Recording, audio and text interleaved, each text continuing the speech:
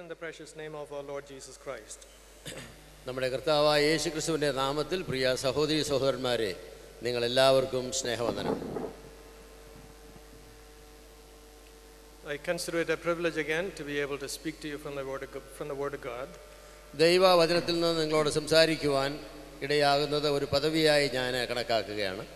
We began yesterday with a survey through the Bible and church history about the ways of God in the world.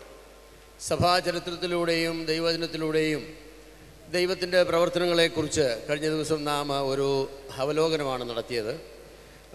Partially to address the topic of the invincibility of the gospel. സുവിശേഷത്തിൻ്റെ അജയ്യത എന്ന വിഷയമാണ് നാം പ്രാഥമികമായി പരിഗണിച്ചത്. Ever since man fell from grace and was cast out of the garden that God made for him, God has been at work in the world. മനുഷ്യൻ ദൈവകൃപയിൽ നിന്ന് വീണ് ഏദൻ തോട്ടത്തിൽ നിന്ന് നിഷ്കാസിതനായ ആ നാൾ മുതൽ ദൈവത്തിൻ്റെ പ്രവർത്തനങ്ങൾ അവൻ്റെ ജീവിതത്തിൽ നമുക്ക് കാണുവാനായിട്ട് കഴിയും. God has a program at work to save sinners, to bring them into the experience of the abundance of the grace he is willing to show toward them. പാപത്തിൽ നിന്ന് വീണ്ടെടുത്ത് ദൈവകൃപയുടെ സമൃദ്ധി അനുഭവിക്കുവാൻ മനുഷ്യനെ സാധിപ്പിക്കുന്ന നിലയിലുള്ളതായിരിക്കുന്ന ഒരു കർമ്മപദ്ധതിയാണ് ദൈവം ആസൂത്രണം ചെയ്തിട്ടുള്ളത്. This began from the very time after the fall and it has been at work even to this day. അത് അന്നു മുതൽ ഇന്ന് വരെയും ആ കർമ്മപദ്ധതി അങ്ങനെ തുടർന്ന് വരികയാണ്. And at each time, any given time, God, according to His sovereign will, is drawing people to Himself. ദൈവം തൻ്റെ സർവാധികാര കൃപയിൽ മനുഷ്യനെ തന്നിലേക്ക് ആകർഷിച്ചുകൊണ്ടാണ് ഇരിക്കുന്നത്. And those who place their trust in Him become heirs of eternal life through the grace of God. കർത്താവിൽ ആശ്രയം വയ്ക്കുന്നവർക്ക് ദൈവത്തിന്റെ ധനത്തിന്റെ പങ്കാളികളായി തീരുവാനുള്ള കൃപയാണ് കർത്താവ് നൽകുന്നത്. This has been the principle of salvation which has been at work before and after the cross. Calvary ക്രൂശിൽ കർത്താവ് മരിക്കുന്നതിന് മുൻപും അതിനുശേഷവും ദൈവം രക്ഷയോടുള്ളതായിരിക്കുന്ന ബന്ധത്തിൽ പ്രവർത്തിക്കുന്ന പ്രമാണം തന്നെയാണത്. We come to God in response to His work of grace in us and we place our trust in Him and become heirs of eternal life. കർത്താവായ യേശുക്രിസ്തുവിന്റെ ക്രൂശ ബലിയിൽ നാം ആശ്രയിച്ചതിന്റെ കൃപയിൽ നാം വിശ്വാസം അർപ്പിക്കുമ്പോൾ ദൈവത്തിന്റെ സ്വത്തിന്റെ പങ്കാളികളായിട്ട് അവകാശികളായിട്ട് നാം തീരുകയാണ് ചെയ്യുന്നത്. Those who come to the side of God then must learn to walk with Him. ദൈവത്തിന്റെ ഭാഗത്തേക്ക് വരുന്നവര് ദൈവത്തോടുകൂടെ നടക്കുവാൻ തക്കവണ്ണം പഠിക്കേണ്ടത് ആവശ്യമാണ്. When we look at the life of the saints of God in the Old Testament, this is one characteristic which is laid out concerning them. പഴയ നിയമത്തിലുള്ള ഭക്തന്മാരുടെ ജീവിതത്തെ നാം നോക്കുമ്പോൾ ദൈവത്തോടുകൂടെ നടന്നു എന്നുള്ളത് ഒരു പ്രത്യേക ആ ഭാഗമായ പരിപാടിയായിട്ട് നമുക്ക് കാണാൻ കഴിയുന്നതാണ്. Enoch must have been a really righteous man, but the Bible gives him only 2 verses or 3. ഹാനോക്ക് ഒരു നീതിമാനായ മനുഷ്യനായിരുന്നു, പക്ഷേ തനിക്ക് വേണ്ടി ദൈവത്തിന്റെ വചനത്തിലെ 1-2 വേദഭാഗങ്ങൾ മാത്രമാണ് മാറ്റിവെച്ചിട്ടുള്ളത്. But in one of the sentences in those few verses is that Enoch walked with God. എന്നാൽ തനിക്ക് വേണ്ടി മാറ്റിവെച്ച 1-2 വാക്യങ്ങളിൽ ഒരു വാക്യം ഹാനോക്ക് ദൈവത്തോടുകൂടെ നടന്നു എന്ന പ്രസ്താവനയാണ്. And when we come to Noah again, God looked down and there was only one righteous man, but it is spoken of him that he walked with God. നോഹയെ സംബന്ധിച്ചും അക്കാലത്ത് നീതിമാൻ എന്ന് പ്രഖ്യാപിച്ചിട്ടുള്ള ഒരേ ഒരു മനുഷ്യനെ ഉണ്ടായിരുന്നുള്ളൂ. തന്നെക്കുറിച്ചും ദൈവാത്മാവിന് പറയുവാനുള്ളത് അവൻ ദൈവത്തോടുകൂടെ നടന്നു എന്നതാണ്. Those who come to God then learn to walk with Him. ദൈവത്തിന്റെ അടുക്കലേക്ക് വരുന്ന ഏവരും ദൈവത്തോടുകൂടെ നടക്കുവാൻ ശീലിക്കേണ്ടതാണ്. When I look at the life of Abraham, this is one of the greatest challenges in appreciating the ways of God and what He expects of us. The way Abraham had a walk with God. അബ്രഹാമിന്റെ ജീവിതത്തെ പരിഗണിക്കുമ്പോഴും ദൈവം നമ്മിൽ നിന്നും ആവശ്യപ്പെടുന്നതായിരിക്കുന്ന വലിയൊരു demand അബ്രഹാമിൽ നിന്നും ദൈവം ആവശ്യപ്പെട്ടു. അതെന്തെന്ന് ചോദിച്ചാൽ ദൈവത്തോടു കൂടെ നടക്കുക. Sometimes in our zeal to understand the ways of God, we overly simplify and sometimes misrepresent why salvation is by faith. ദൈവത്തോടുകൂടെ നടക്കുവാനുള്ളതായിരിക്കുന്ന നമ്മുടെ ആ ജിജ്ഞാസയുടെ ഭാഗമായി ചിലപ്പോൾ നാം ചില സത്യങ്ങളെ ലഘുവൽക്കരിക്കുകയും അതിൻ്റെ ഫലമായിട്ട് അതിൻ്റെ യാഥാർത്ഥ്യം നമുക്ക് നഷ്ടമാവുകയും ചെയ്യാറുണ്ട്. Sometimes we present salvation by faith as a way of making things easy for us to come to God. വിശ്വാസത്താലുള്ള രക്ഷ എന്ന് പറയുന്നത് ദൈവത്തിൻ്റെ അടുക്കലേക്ക് വരുവാനുള്ളതായിരിക്കുന്ന പദ്ധതിയെ വളരെ ലളിതമാക്കുന്ന ഒരു പ്രക്രിയയായിട്ട് പലപ്പോഴും തോന്നാറുണ്ട്. When I study the nature of faith in the Bible, faith is never easy. എന്നാൽ വിശ്വാസത്തിന്റെ സ്വഭാവത്തെക്കുറിച്ച് ബൈബിളിൽ നിന്ന് ഞാൻ പഠിച്ചിട്ടുള്ളപ്പോൾ വിശ്വാസം എന്ന് പറയുന്നത് അങ്ങനെ ലളിതമാണ് എന്ന് പറയുവാൻ കഴിയുന്ന ഒന്നല്ല. When I look at Abraham as the exemplar of faith, the one who models faith, faith is far from easy. അബ്രഹാമിന്റെ ജീവിതത്തെ തന്നെ നോക്കുക. വിശ്വാസത്തിന് വലിയൊരു മാതൃകയായിട്ടാണല്ലോ താൻ ഇരിക്കുന്നത്. എന്നാൽ തൻ്റെ ജീവിതത്തെ നോക്കുമ്പോൾ വിശ്വാസം തൻ്റെ ജീവിതത്തിൽ ഒരിക്കലും അത് ഈസി ആയിട്ടുള്ള ഒന്നായിരുന്നു എന്ന് പറയുവാനായിട്ട് കഴിയുന്നതല്ല. Believing God placed the greatest of demands upon the man, both in terms of his commitment of mind and in terms of his actions that went forward. ദൈവത്തിൽ ആശ്രയിക്കുക എന്ന് പറയുന്നത് ബുദ്ധിപരമായും അത് ഹൃദയപരമായും വളരെയധികം സമർപ്പണം ആവശ്യമായിരിക്കുന്ന ഒന്നായിട്ടാണ് ഇരിക്കുന്നത്. For him to trust God, and if he's our model, meant really forsaking all other dependencies and being cast completely on God. ദൈവത്തിൽ വിശ്വസിക്കുക എന്ന് പറയുന്നത് നാം ആശ്രയിക്കുന്ന മറ്റെല്ലാത്തിനെയും പുറകിലെറിഞ്ഞുകൊണ്ട് നമ്മുടെ ഏക ആശ്രയമായിട്ട് ദൈവത്തെ കണ്ടുകൊണ്ട് പിൻചെല്ലുന്നതായിരിക്കുന്ന ഒരു പ്രക്രിയയാണ്. It meant that God promised him an heir and then did nothing about him as far as he could see for 10-20 years.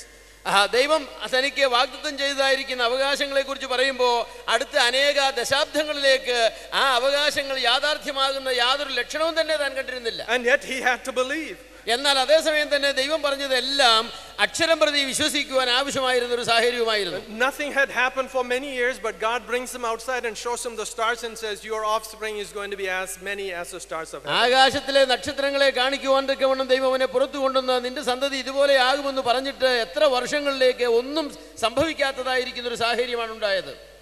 He still had to believe that everything that God said was true and will come true, and he can completely depend on the promises of God. എന്നാൽ അതേസമയം തന്നെ ദൈവം പറഞ്ഞതായിരിക്കുന്ന ഓരോ വാക്കും യാഥാർത്ഥ്യമായി തീരും, ദൈവത്തിൽ തന്നെ ആശ്രയിക്കുവാൻ ആവശ്യമുണ്ട് എന്ന് സ്വയം പറഞ്ഞുകൊണ്ട് ആ വാക്കുകളെ മുറുകെ പിടിക്കേണ്ടത് ആവശ്യമായിരുന്നു. God still has a program at work on this earth today. ഇന്ന് ഈ ഭൂമിയിൽ ദൈവത്തിന് ഒരു പദ്ധതിയുണ്ട്. That program is his church. സഭ എന്നതാണ് ആ പദ്ധതി. The door into this program, into the church, is our Lord Jesus Christ. ആ പരിപാടിയിലേക്ക് പ്രവേശിക്കുവാനുള്ള ഏക വാതിൽ നമ്മുടെ കർത്താവായ യേശുക്രിസ്തുവാണ്. The one who builds the church is our Lord Jesus Christ. ഈ സഭ പണിയുന്ന വ്യക്തി ആരാണ്? നമ്മുടെ കർത്താവ് തന്നെയാണ്. The head of the church is the Lord Jesus Christ. സഭയുടെ തല എന്ന് പറയുന്നത് കർത്താവ് മാത്രമാണ്.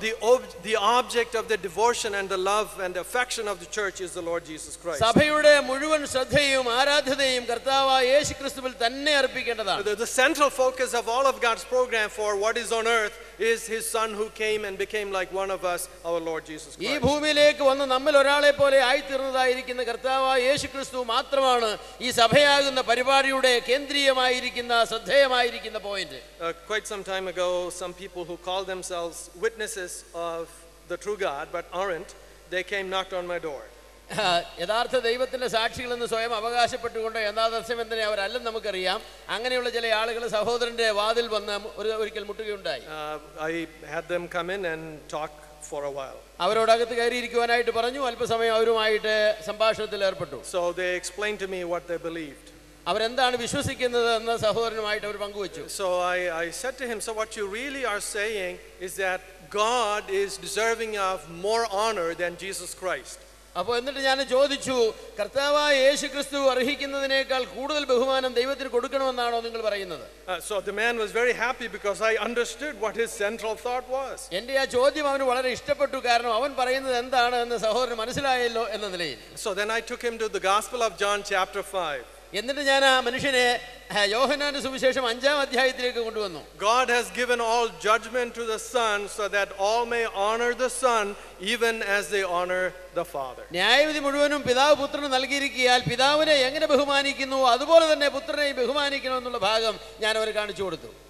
Sometimes even well-known preachers of the gospel misrepresent the truth about God's program in the world today. അനേക പ്രശസ്തരായ ദൈവദാസന്മാർ പോലും പലപ്പോഴും ദൈവത്തിന്റെ ഇന്ന് ഭൂമിയിലുള്ള പരിപാടിയെ തെറ്റായി അവരെ പ്രതിനിധാനം ചെയ്യാറുണ്ട്. They would like to say that there are actually 3 religions who call upon the true God. 3 religions. Religions, yeah. ലോകത്തിലെ അങ്ങനെ മൂന്ന് മതങ്ങൾ ദൈവത്തെ വിളിച്ചപേക്ഷിക്കുന്ന കാര്യത്തിൽ പ്രസക്തമായിട്ടുണ്ട് എന്ന് അവർ പറയാറുണ്ട്. They think that Judaism as well as Islam call upon the same God as of Christianity. അവരെ പറയുന്നത് യഹൂദ മതവും ഇസ്ലാം മതവും സത്യദൈവത്തെ വിളിച്ചപേക്ഷിക്കുന്ന മതങ്ങളാണെന്നാണ്. If I read the New Testament, it tells me that it is not true. എന്നാൽ ദൈവവചനം പ്രത്യേകിച്ച് പുതിയ നിയമം പഠിക്കുമ്പോൾ അവരുടെ ആ പ്രസ്താവന തികച്ചും തെറ്റാണെന്നാണ് എനിക്ക് ബോധ്യമാകുന്നത്. All we need to do is read the first epistle of John. It is impossible to have the Father if you do not have the Son. യോഹന്നാന്റെ ലേഖനം വായിച്ചു നോക്കിയാൽ വ്യക്തമാകുന്ന ഒരു കാര്യം പിതാവില്ലാത്തവന് പുത്രനുമില്ല എന്നുള്ളതാണ്. It is impossible to please the Father if you dishonor the Son. പുത്രനെ അപമാനിച്ചുകൊണ്ട് പിതാവിനെ പ്രസാദിപ്പിക്കുക എന്ന് പറയുന്നതായിരിക്കുന്ന ഒരു പ്രമേയം തന്നെ അസംബന്ധമാണ്. To come to the Father, you must come through the Son. He has already come into the world and there is no other message for humanity hereafter. പിതാവിന്റെ അടുക്കിലേക്ക് ഒരുവന് വരണമെങ്കിൽ തന്നെ പുത്രൻ തമ്പുരാനിൽ കൂടെ വേണം വരുവാൻ. കാരണം പുത്രൻ എന്നുള്ള സന്ദേശമല്ലാതെ ദൈവത്തിന്റെ അടുക്കിലേക്ക് വരുവാനുള്ളതായിരിക്കുന്ന വേറെ ഒരു സന്ദേശമാകട്ടെ മാർഗമാകട്ടെ ഇല്ല. Therefore the mission of the church is to worship and to obey and to proclaim the Son of God. അതുകൊണ്ട് സഭയുടെ മിഷൻ ദൗത്യം എന്ന് പറയുന്നത് കർത്താവായ യേശുക്രിസ്തുവിനെ വിളിച്ചപേക്ഷിക്കുകയും അവനിൽ കൂടെ പിതാവിനെ ആരാധിക്കുകയും ചെയ്യുക എന്നുള്ളതാണ്. Our Lord Jesus himself said in reference to the church in Matthew 16:18 that on this rock I will build my church and the gates of Hades will not prevail against it. സഭയെ സംബന്ധിച്ച് കർത്താവ് പറയുമ്പോൾ മത്തായി 16:18 പറഞ്ഞത് ഈ പാറമേൽ ഞാൻ എൻ്റെ സഭയെ പണിയും പാതാള ഗോപുരങ്ങൾ അതിനെ ജയിക്കുകയില്ല എന്നാണ്. Recently I had some occasion to think and reflect on this verse. ഈ വേദഭാഗത്തെക്കുറിച്ച് ചിന്തിക്കുവാൻ അടുത്ത സമയത്ത് സഹോദരന് ചില അവസരങ്ങൾ ലഭിക്കുകയുണ്ടായി. In Malayalam it says the towers of hell, but they are probably towers associated with the gate. അതെ, മലയാളത്തിലെ പാതാള ഗോപുരങ്ങൾ എന്നാണ്, എന്നാൽ ഇംഗ്ലീഷിലെ ഗേറ്റ്സ് വാതിലുകൾ എന്നാണ്. And I was thinking, what does it mean the gates of hell or towers of hell will not prevail against the church? സഭയ്ക്കെതിരെ ഈ പാതാള ഗോപുരങ്ങൾക്കോ ഗേറ്റുകൾക്കോ വിജയിക്കുവാൻ കഴിയുകയില്ല എന്ന് കർത്താവ് പറഞ്ഞപ്പോൾ എന്താണ് അതുകൊണ്ട് അർത്ഥമാക്കിയതെന്ന് ചിന്തിക്കുകയുണ്ടായി. Normally we think of this as the conflict of the powers of evil or death against us. സാധാരണഗതിയിൽ നാം അതേക്കുറിച്ച് ചിന്തിക്കുന്നത് സാത്താന്യമായിരിക്കുന്ന അന്ധകാരത്തിന്റെ ശക്തികൾക്ക് ദൈവത്തിന്റെ മക്കൾക്കെതിരെയുള്ളതായിരിക്കുന്ന ആ വലിയ ഒരു വൈരുദ്ധ്യതയുണ്ടല്ലോ, പോരാട്ടമുണ്ടല്ലോ, അതിനെക്കുറിച്ചാണെന്നാണ്. But on this I think I will agree with a minority of commentators. എന്നാൽ ദൈവവചനത്തിന്റെ കമന്ററികൾ എഴുതിയിട്ടുള്ളതായിരിക്കും ദൈവദാസന്മാരിൽ ഒരു ന്യൂനപക്ഷത്തോടെ എനിക്ക് യോജിക്കേണ്ടതായിട്ട് വരുന്നു. This is actually the battle is at the gates of Hades, not against the gates of the church. എന്നാൽ യഥാർത്ഥമായിരിക്കുന്ന യുദ്ധം എന്ന് പറയുന്നത് ഈ പാതാള ഗോപുരത്തിനെതിരെയുള്ള യുദ്ധമാണ്, സ്വർഗീയ ഗോപുരത്തിനെതിരെയുള്ള യുദ്ധമല്ല. The church is going to be a structure which is going to be assailing the gates of Hades itself. സാത്താന്യമായിരിക്കുന്ന ഗോപുരങ്ങൾക്കെതിരെ പാതാള ഗോപുരങ്ങൾക്കെതിരെ ആഞ്ഞടിക്കുന്നതായിരിക്കുന്ന ഒരു പ്രസ്ഥാനമായിട്ട് സഭ മാറുവാനായിട്ട് പോവുകയാണ്. The power of the gospel is something that snatches lives which which were destined to bondage and being locked in hell and grabbing them out of the clutches of death and hell. അന്ധകാരത്തിന്റെ അടിമകളായിട്ട് സൂക്ഷിക്കപ്പെടുന്നതായിരിക്കുന്ന അനേകായിരങ്ങളെ സുവിശേഷം കടന്നു ചെന്ന് അവിടെ നിന്ന് പിടിച്ചെടുക്കുന്നതായിരിക്കുന്ന ഒരു പ്രക്രിയയാണ് സുവിശേഷം എന്നുള്ളത്. Death is final as the fate of humanity. മരണമെന്ന് പറയുന്നത് മനുഷ്യവർഗത്തെ സംബന്ധിച്ചിടത്തോളം അവരുടെ അന്ത്യമായിരിക്കുന്ന വിധിയായിരിക്കുന്നു. But the gospel is something that reaches beyond death and rescues those who are destined to the clutches of Hades. എന്നാൽ അന്ത്യമായിരിക്കുന്ന വിധിക്ക് അപ്പുറത്തേക്ക് സുവിശേഷത്തിന്റെ കരങ്ങൾ കടന്നു ചെന്ന് അവരെ പിടിച്ച് രക്ഷയിലേക്ക് ജീവനിലേക്ക് കൊണ്ടുവരികയാണ് ചെയ്യുന്നത്. This is part of the triumph of the gospel. അതാണ് സുവിശേഷത്തിന്റെ വിജയം എന്ന് പറയുന്നത്. And this is part of the triumph that you and I have been made partakers of. നിങ്ങളും ഞാനും ഭാഗവാക്കുകളാകുവാൻ തക്കവണ്ണം ദൈവം അനുവദിച്ചിട്ടുള്ളതായിരിക്കുന്ന പ്രസ്ഥാനം എന്ന് പറയുന്നത് ഇത് തന്നെയാണ്. This is why Paul says, writing to the Romans in Romans 1:16, I am not ashamed of the gospel. ഇതുകൊണ്ടാണ് പൗലോസ് അപ്പോസ്തലൻ റോമാലേഖനം 1:16 പറയുന്നത് സുവിശേഷത്തെക്കുറിച്ച് എനിക്ക് ലജ്ജയില്ല. For it is the power of God unto salvation to everyone who believes, to the Jew first and also to the Greek. വിശ്വസിക്കുന്ന ഏവനും ആദ്യം യഹൂദനും പിന്നെ യവനനും അത് രക്ഷയ്ക്കായി ദൈവത്തിന്റെ ശക്തിയാകുന്നു. Therefore the service of God and the work of the gospel is actually a journey of triumph.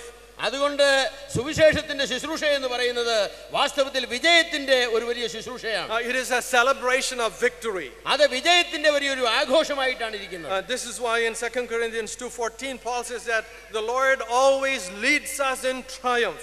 അതുകൊണ്ടാണ് 2 കൊരിന്ത്യർ 2-ാം അധ്യായത്തിലെ വിജയത്തിൽ നിന്ന് വിജയത്തിലേക്ക് മുന്നേറുന്നതായിരിക്കുന്ന ഒരു അവസ്ഥയാണ് സുവിശേഷം നൽകുന്നത് എന്ന് പറയുന്നത്. We are a fragrance of Christ to God among those who are perishing and those who are being saved. നശിച്ചു പോകുന്നവർക്കിടയിൽ രക്ഷിക്കപ്പെട്ടവർക്കിടയിലും രക്ഷിക്കപ്പെടുന്നവർക്കിടയിലും ദൈവത്തിന്റെ സൗരഭ്യവാസന വെളിപ്പെടുത്തുന്നതായിരിക്കുന്ന ആളുകളായിട്ട് നാം സുവിശേഷത്തിന്റെ വക്താക്കൾ എന്ന നിലയിൽ മാറുകയാണ്. The gospel moves some from death into everlasting life. അതായത് മരണത്തിന് വിധേയപ്പെട്ട് കിടക്കുന്ന ആളുകളെ നിത്യജീവനിലേക്ക് പരിവർത്തനം ചെയ്യുന്നതായിരിക്കുന്നത് വലിയൊരു പ്രക്രിയയാണ് സുവിശേഷം എന്ന് പറയുന്നത്. And at the same time, those who reject the message, it confirms them in their destiny of judgment and damnation. എന്നാൽ അതേ സമയം തന്നെ സുവിശേഷം തള്ളിക്കളയുന്ന ആളുകളെ സംബന്ധിച്ച് ഈ മരണത്തിൽ നിന്നും നിത്യമരണത്തിലേക്ക് തള്ളപ്പെടുന്നതായിരിക്കുന്ന ഒരു അനുഭവത്തിലേക്കാണ് അവർ വരുന്നത്. It is a ministry which bears with it a fragrance of life and death. പ്രിയമുള്ളവരെ, ജീവന്റെയും മരണത്തിന്റെയും സുഗന്ധം വീശുന്നതായിരിക്കുന്ന വലിയൊരു ശുശ്രൂഷയാണ് സുവിശേഷത്തിന്റെ ശുശ്രൂഷ. And Paul considers this, despite all the difficulties he had in carrying out his mission, as a journey of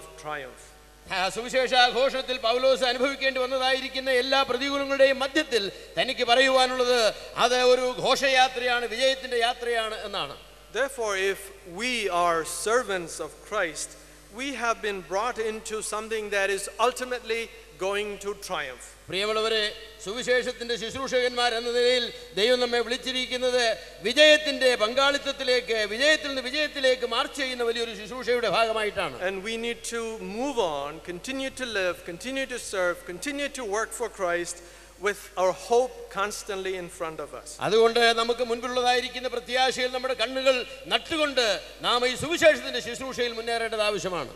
In continuation of this thought which we began yesterday, I would like to bring to you two more related thoughts. ഇന്നലെ നാം ആരംഭിച്ചതായിരിക്കുന്ന ഈ ചിന്തയോട് ചേർന്ന് രണ്ട് ചിന്തകൾ കൂടെ ഇന്ന് കൊണ്ടുവരുവാനായിട്ടാണ് ഞാൻ ആഗ്രഹിക്കുന്നത്. When Paul says in 2 Corinthians 2:14 that we are a fragrance of Christ to God, 2 Corinthians 2:14 പൗലോസ് പറഞ്ഞു ഞങ്ങൾ കർത്താവിന് വേണ്ടി അത് സൗരഭ്യവാസനയാണെന്ന് പറയുമ്പോൾ what is the order of the knowledge of God? What is the fragrance of the knowledge of God? അവിടെ കർത്താവിന്റെ പരിജ്ഞാനത്തിന്റെ സൗരഭ്യം എന്ന് പറഞ്ഞല്ലോ. എന്താണ് ഈ പരിജ്ഞാനത്തിന്റെ സൗരഭ്യം എന്നതുകൊണ്ട് ഉദ്ദേശിക്കുന്നത്?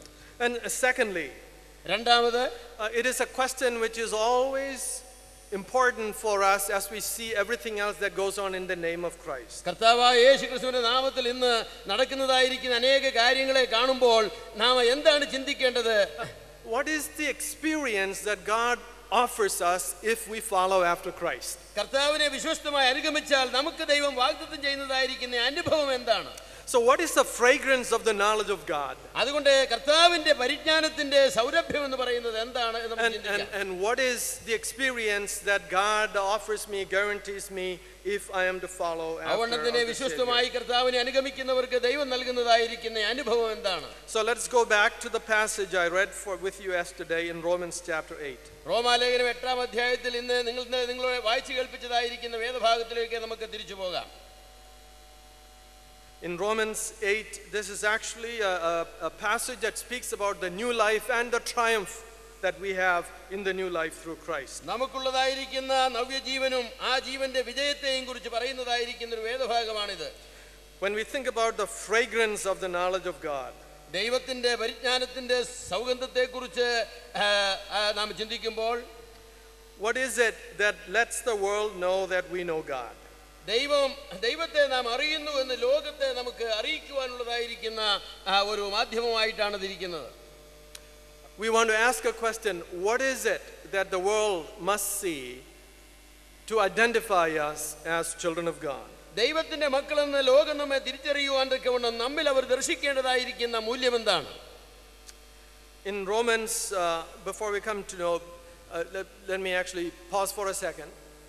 ആ ഭാഗത്തേക്ക് വരുന്നതിന് മുമ്പ് ഒരു നിമിഷം ഞാൻ നിൽക്കട്ടെ. We are first of all known before the world as those belonging to Christ on the basis of our testimony. നമ്മുടെ സാക്ഷ്യത്തിന്റെ അടിസ്ഥാനത്തിൽ ദൈവത്തിന്റെ വകയാണ് എന്ന് ലോകം തിരിച്ചറിയുന്ന ഒരു കൂട്ടം ആളുകളാണ് നാം. In Romans 1 it says there is therefore no condemnation to those who are in Christ Jesus. അതുകൊണ്ട് ക്രിസ്തുയേശുവിലുള്ളവർക്ക് ഇപ്പോൾ ഒരു ശിക്ഷാവിധിയില്ല എന്നാണ് റോമാലേഖനം 8-ാം അധ്യായത്തിലെ 1-ാമത്തെ വാക്യത്തിൽ വായിക്കുന്നത്. To be in Christ is to confess Christ as your Savior. ക്രിസ്തുവിലാവുക എന്ന് പറഞ്ഞാൽ കർത്താവായ യേശുക്രിസ്തുവിനെ രക്ഷകനും കർത്താവുമായി നാം ഏറ്റുപറയുന്ന ഒരു അനുഭവമാണല്ലോ. Even back in Matthew where we were a minute ago, in Matthew 16:16, the whole introduction of the church begins with Christ's question to his disciples, who do men say that I am? Mathai സുവിശേഷം 16-ാം അധ്യായത്തിന് 18-ാമത്തെ വാക്യത്തിൽ സഭയെക്കുറിച്ചുള്ളതായിരിക്കുന്ന വലിയ പ്രസ്താവനയ്ക്ക് മുമ്പ് 16-ാമത്തെ വാക്യത്തിൽ വലിയൊരു ചോദ്യം കർത്താവ് ചോദിക്കുന്നുണ്ട്. മനുഷ്യപുത്രനെ കുറിച്ച് ആളുകൾ എന്ത് പറയുന്നു, നിങ്ങൾ എന്ത് പറയുന്നു? And the answer came from Peter. പത്രോസിൽ നിന്നാണ് അതിനുള്ളതായിരിക്കുന്ന ഉത്തരം കടന്നു വന്നത്. And said, you are you are the Messiah, you are the Christ, the Son of the living God. നീ ജീവനുള്ള ദൈവത്തിന്റെ പുത്രനായിരിക്കുന്ന മെശീഹയാണ്, ക്രിസ്തുവാണ് എന്ന ഉത്തരവാണ് പത്രോസ് And our കൊടുത്തത്. Lord tells Peter, "Blessed are you, Simon." തുടർന്ന് പത്രോസിന് പറയുന്നു, നീ അനുഗ്രഹിക്കപ്പെട്ടവനാകുന്നു, ഭാഗ്യവാനാകുന്നു. Flesh and blood did not reveal this to you, but my Father in heaven. ജഡരക്തങ്ങളല്ല ഈ സത്യം നിനക്ക് ബോധ്യമാക്കി തന്നത് സ്വർഗ്ഗത്തിലുള്ള എന്റെ പിതാവാണ്. Who Christ is something that the Father teaches us through His Spirit. പ്രിയമുള്ളവരെ, ക്രിസ്തു ആര് എന്നുള്ളത് ദൈവാത്മാവിനാൽ പിതാവ് നമ്മെ പഠിപ്പിക്കുന്നതായിരിക്കുന്ന വിലയേറിയ സത്യമാണ്. In appearance he was like any other man. തന്നെ കാഴ്ചയിൽ മറ്റേത് മനുഷ്യനെ പോലെ മാത്രമേ കർത്താവ് ഇരുന്നുള്ളൂ. When he began his public ministry in Nazareth, they stumbled at him because he looked like the familiar ordinary Jesus that they knew. കർത്താവ് തന്റെ പരസ്യ ശുശ്രൂഷ കഫർനഹൂമിൽ തുടങ്ങിയതായിരിക്കുന്ന കാലത്ത് വേറെ ഏത് സാധാരണ മനുഷ്യനെ പോലെ ഇരുന്ന മനുഷ്യനെ അംഗീകരിക്കുവാൻ അവിടെയുള്ളതായിരിക്കുന്ന ആളുകൾക്ക് ബുദ്ധിമുട്ടായിരുന്നു. Even though painters of the Renaissance period paint Jesus with a halo behind his head, when Jesus walked about on this earth there was no halo behind his head. പ്രിയമുള്ളവരെ, നവോത്ഥാന കാലത്തെ ചിത്രകാരന്മാർ കർത്താവിനെ വരയ്ക്കുമ്പോൾ തന്റെ തലയ്ക്ക് ചുറ്റും ഒരു പ്രകാശവലയം കൊടുത്താണ് വരച്ചത്. എന്നാൽ ഞാൻ നിങ്ങളോട് പറയട്ടെ, കർത്താവ് ഗലീലയിൽ നടന്ന കാലത്ത് തന്റെ തലയ്ക്ക് ചുറ്റും അങ്ങനെ ഒരു പ്രകാശവലയം ഉണ്ടായിരുന്നില്ല. But even then men confessed him as the Son of God who was promised and who is coming into the world. യാഥാർത്ഥ്യം അങ്ങനെയായിരുന്നെങ്കിലും കർത്താവ് ലോകത്തിലേക്ക് വരുവാനുള്ള ദൈവത്തിന്റെ പുത്രനാണെന്ന് ഏറ്റുപറഞ്ഞതായിരിക്കുന്ന അനേക ആളുകൾ അക്കാലത്തും ഉണ്ടായിരുന്നു. That is because they were taught by the Father. കാരണം എന്താണ്? പിതാവ് തന്റെ ആത്മാവിനാൽ കർത്താവിനെ കുറിച്ചുള്ള യാഥാർത്ഥ്യം അവരെ പഠിപ്പിച്ചിരുന്നു എന്നുള്ളതാണ്. They shall all be taught by God. ദൈവത്താൽ പഠിപ്പിക്കപ്പെടാതെ നമുക്ക് സത്യം ഗ്രഹിക്കുവാനായിട്ട് കഴിയുന്നതല്ല. Everyone who is taught by the Father comes to the Son. ഇവിടെ കർത്താവിലേക്ക് വന്നിട്ടുള്ളതായ എല്ലാവരും തന്നെ പിതാവിനാൽ അഭ്യസിപ്പിക്കപ്പെട്ട ആളുകളാണ്. There is a testimony which identifies as those who belong to Christ. കർത്താവിന്റെ വകയായി തീർന്നിട്ടുള്ള ആളുകളെ തിരിച്ചറിയുവാൻ തക്കവണ്ണം പരിശുദ്ധാത്മാവിന്റെ ഒരു സാക്ഷ്യമുണ്ട്. Not only that, we ourselves have a testimony in the world that proclaims that we belong to Christ. അതെ, ഈ ലോകത്തിൽ നാം കർത്താവിന്റെ വകയാണ് എന്ന് സ്വയം പ്രഖ്യാപിക്കുന്ന ഒരു സാക്ഷ്യം നമ്മുടെ ഭാഗത്തു നിന്നുണ്ട്. If you confess with your mouth Jesus as Lord and believe in your heart that God raised him from the dead, you shall be saved. നമ്മുടെ അധരങ്ങൾ കൊണ്ട് യേശുവിനെ കർത്താവെന്ന് ഏറ്റുപറയുകയും ഹൃദയം കൊണ്ട് ദൈവം അവനെ മരിച്ചവരിൽ നിന്ന് ഉയർത്തെഴുന്നേൽപ്പിച്ചു എന്ന് വിശ്വസിക്കുകയും ചെയ്യുന്ന ആ ഒരു സാക്ഷ്യം, അതാണ് നമ്മുടെ സാക്ഷ്യം. It is necessary to confess that before the world. ആ നിലയിൽ ലോകത്തിന് മുൻപാകെ നാം കർത്താവിനെ ഏറ്റുപറയേണ്ടത് ആവശ്യമായിരിക്കുന്നു. When it comes to acknowledging Jesus, we do not hear of a silent testimony. പ്രിയമുള്ളവരെ, കർത്താവിനെ പരസ്യമായിട്ട് നാം അംഗീകരിക്കുന്ന വിഷയത്തോടുള്ള ബന്ധത്തിൽ മൗനം എന്ന് പറയുന്ന ഒരു കാര്യത്തിന് പ്രസക്തിയുള്ളതായി നാം കാണുന്നില്ല. So this public testimony in word, I believe in Jesus, I have put my trust in him, my life belongs to him, he is my Lord, this is part of the fragrance of the knowledge of God. അധരങ്ങൾ കൊണ്ട് കർത്താവിനെ സാക്ഷിക്കുന്നതിൽ എനിക്ക് കർത്താവിനെ അറിയാം, അവൻ ദൈവപുത്രനാണ്, എൻ്റെ രക്ഷകനാണ് എന്ന് പറയുന്നതായിരിക്കുന്ന പ്രഖ്യാപനമുണ്ടല്ലോ, അത് ആ സൗരഭ്യമേറിയതായിരിക്കുന്ന വാസന സംബന്ധമായ അറിവാണ്. There's a second evidence of our belonging to Christ. നാം കർത്താവിന്റെ വകയായിരിക്കുന്നത് സംബന്ധിച്ച് രണ്ടാമതൊരു തെളിവുണ്ട്. This is in Romans 8. Let me go to Romans 8:14. റോമാലേഖനം 8-ാം അധ്യായത്തിൽ ആ തെളിവ് നമുക്ക് കാണുവാനായിട്ട് കഴിയും. It is in verse 14. 14-ാമത്തെ വാക്യം ഞാൻ വായിക്കട്ടെ. ആ തെളിവ് അവിടെയാണ് കാണുന്നത്. ദൈവാത്മാവ് നടത്തുന്നവർ ഏവരും ദൈവത്തിന്റെ മക്കളാകുന്നു. Those who are being led by the Spirit, these are the sons of God. ദൈവാത്മാവ് നടത്തുന്ന ആളുകളാണ് യഥാർത്ഥത്തിൽ ദൈവത്തിന്റെ മക്കളായിരിക്കുന്നത്. Who is being led by the Spirit? Whose life is under the guidance, leadership, the power of the Spirit of God? These are the sons of God. ദൈവാത്മാവിന്റെ നിയോഗത്തിന് വിധേയമായിരിക്കുന്ന ആളുകളാരാണ്? പരിശുദ്ധാത്മാവിന്റെ ശക്തിക്ക് അനുസരണമായി നടത്തപ്പെടുന്നവരാരാണ്? അവരാണ് യഥാർത്ഥത്തിൽ ദൈവത്തിന്റെ മക്കളായിട്ടുള്ളത്. When Paul states this, he actually dealt with two states of mind that people can have. മനുഷ്യർക്ക് ഒരുപക്ഷെ ഉണ്ടാകുവാൻ സാധ്യതയുള്ള രണ്ടു വിധത്തിലുള്ള ചിന്താഗതികളെ പൗലോസ് ചിന്തിച്ചുകൊണ്ടാണ് ആ വാക്കുകൾ എഴുതുന്നത്. When you start reading in Romans 8, he talks about the mindset of the flesh and the mindset of the Spirit. ജഡത്തിൻ്റെതായിരിക്കുന്ന ഒരു മനോഭാവവും ചിന്താശൈലിയും ആത്മാവിൻ്റെതായിരിക്കുന്ന ഒരു ചിന്താശൈലിയും പൗലോസ് അധ്യായത്തിൽ വെളിപ്പെടുത്തുന്നുണ്ട്. The mindset of the Spirit is something connected with death. The mindset of the flesh is something connected with death. മരണത്തോട് ബന്ധപ്പെട്ടതായിരിക്കുന്ന ഒരു മനോഭാവം ചിന്താഗതിയാണ് ജഡത്തിന്റെ ചിന്താഗതി എന്നുള്ളത്. If you are of the flesh, then you don't belong to God. നിങ്ങൾ ജഡത്തിന്റെ ഭാഗത്തുള്ള ആളുകളാണെങ്കിൽ നിങ്ങൾക്ക് ആവശ്യമുള്ളതായിരിക്കുന്ന ചിന്താഗതി മാത്രമേ ഉണ്ടാവൂ, ആത്മാവിന്റെ ചിന്താഗതി ഉണ്ടാവില്ല. But if you belong to Christ, if the Spirit of Christ in you, you are no longer of the flesh, but you are of the Spirit. എന്നാൽ നിങ്ങൾ കർത്താവിന്റെ വകയായിട്ട് തീർന്നിട്ടുണ്ട് എങ്കിൽ ജഡത്തിന്റെ ഭാഗമല്ല നിങ്ങൾ, ആവശ്യത്തിലുള്ള ചിന്താഗതിക്ക് വിധേയപ്പെട്ട ആളുകളല്ല നിങ്ങൾ. One of the greatest practical puzzles for me is sometimes understanding what Paul says about the believer and the Holy Spirit. പരിശുദ്ധാത്മാവിനെ വിശ്വാസിയും പരിശുദ്ധാത്മാവും എന്നുള്ള ബന്ധത്തിൽ പൗലോസ് പറയുന്നതായിരിക്കുന്ന വിഷയങ്ങൾ എനിക്ക് പലപ്പോഴും വലിയൊരു സമസ്യയായിട്ട് തീർന്നിട്ടുണ്ട്. I have been teaching the book of Galatians, from the Greek for many years now. Greek ഭാഷയിൽ നിന്ന് ഗലാത്യ ലേഖനം അനേക വർഷങ്ങളായിട്ട് ഞാൻ കുട്ടികളെ പഠിപ്പിക്കാറുണ്ട്. But I still struggle with how to understand what he means when Paul says, walk by the Spirit and you shall not do the works of the flesh. ആത്മാവിനെ അനുസരിച്ച് നടന്നാൽ നിങ്ങൾ ജഡത്തിന്റെ ഇഷ്ടം ചെയ്യുന്നവരാവുകയില്ല എന്ന് പറയുമ്പോൾ പൗലോസ് എന്താണ് അർത്ഥമാക്കുന്നതെന്ന് മനസ്സിലാക്കുവാൻ എനിക്ക് ഇപ്പോഴും കഴിഞ്ഞിട്ടില്ല. I can understand the connection of walking by the Spirit and not doing the works of the flesh. ആത്മാവിനാൽ നടക്കുക ജഡത്തിന്റെ ഇഷ്ടം ചെയ്യാതിരിക്കുക എന്ന പ്രസ്താവനകൾക്കുള്ളതായിരിക്കുന്ന ബന്ധത്തെക്കുറിച്ച് എനിക്ക് മനസ്സിലാക്കുവാനായിട്ട് കഴിയും. But I wish he made things simpler and said these are 5 steps about how to walk by the Spirit. എന്നാൽ പൗലോസ് അപ്പോസ്തലൻ കുറെ കൂടി ലളിതമായിട്ട് ആത്മാവിനാൽ നടക്കുന്നതിന്റെ 5 പടികൾ 1 2 3 4 5 എന്നിങ്ങനെ പ്രസ്താവിച്ചിരുന്നുവെങ്കിൽ എത്ര സഹായമാകുമായിരുന്നു. He hasn't done that. എന്നാൽ പൗലോസ് അത് ചെയ്യുന്നില്ല. But still means that we must try to understand the will of God and walk by the Spirit. എന്നാൽ ദൈവത്തിന്റെ ഹിതം എന്താണ് എന്ന് അറിഞ്ഞ് ദൈവാത്മാവിനാൽ നടത്തപ്പെടുവാൻ നാം ഇപ്പോഴും ബാധ്യതയുള്ളവരാണ്, കടപ്പെട്ടവരാണ്.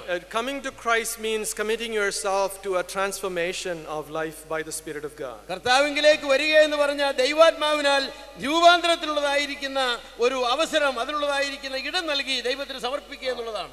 All things have to go away. പ്രിയമുള്ളവരെ, പഴയത് എന്ന് പറയുന്നതെല്ലാം മാറിപ്പോകേണ്ടത് ആവശ്യമാണ്. New things must come. എന്ന് മാത്രമല്ല പുതിയ കാര്യങ്ങൾ നമ്മുടെ ജീവിതത്തിലേക്ക് കടന്നു വരേണ്ടതിരിക്കുന്നു. When I read about Paul's own testimony, I can come to appreciate how this became real in the life of that man. പൗലോസ് അപ്പോസ്തലന്റെ സാക്ഷ്യത്തെക്കുറിച്ച് വായിക്കുമ്പോൾ ഈ പറയുന്ന രൂപാന്തരം എങ്ങനെയാണ് തന്നെ നടന്നത് എന്ന് കണ്ടെത്തി അത് ആസ്വദിക്കുവാനായിട്ട് കഴിയുന്നതാണ്. When Paul sees the cross, he sees himself crucified with Christ on the cross. പൗലോസ് കുരിശിനെ കാണുമ്പോൾ താനും ആ ക്രൂശിൽ കർത്താവിനോടുകൂടെ ക്രൂശിക്കപ്പെട്ടതായിരിക്കുന്ന ഒരു അവസ്ഥയിലാണ് അതിനെ ദർശിക്കുന്നത്. For him it is a daily reckoning that the death of Christ was his death. പൗലോസിനെ സംബന്ധിച്ചിടത്തോളം ഓരോ ദിവസവും കർത്താവിന്റെ മരണം ക്രൂശിക്കൽ തന്റെ ക്രൂശിക്കലായിട്ട് അംഗീകരിക്കുന്ന ഒരു പ്രക്രിയയായിട്ടാണ് ഇരുന്നത്. He says, I have been crucified with Christ. It has been done.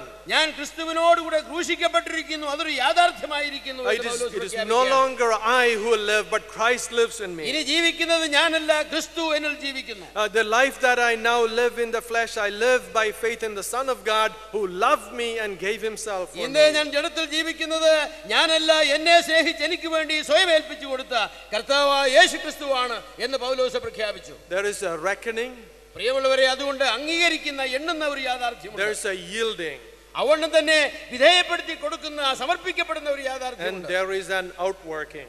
അങ്ങനെ ഈ യാഥാർത്ഥ്യത്തിന്റെ പുറമേയുള്ള പ്രായോഗികമായിരിക്കുന്ന ഒരു പ്രവർത്തനം നമ്മൾ ഉണ്ടാകേണ്ടത് ആവശ്യമാണ്.